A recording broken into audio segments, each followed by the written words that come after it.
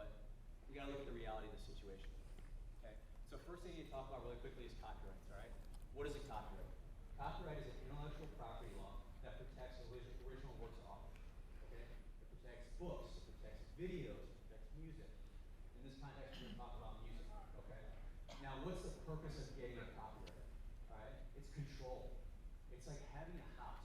You want to control who uses it, who doesn't use it, how they use it, how you make money off of it, and even more importantly, being able to sell it. Okay? It's really important that you have that control. Now, really quickly, I don't really have a lot of time to go over this, but there's two types of copyrights. There's state copyrights and federal copyrights.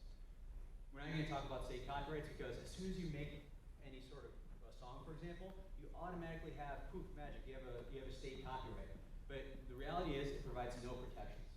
What you need to do is you need to file for a federal copyright, the United States Copyright Office. What about international?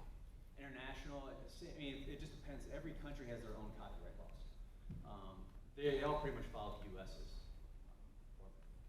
But now, if you file for a federal copyright, all right, it gives you a few things. One, you can go to federal court and you can sue anyone anywhere in the country.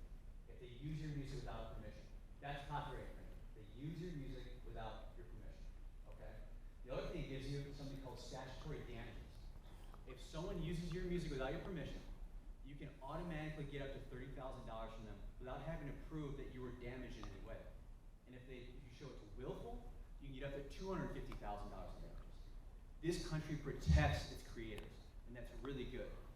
But, we'll see how that fits in. Now, the last thing about copyrights, when I have to move on, is what's required for a copyright.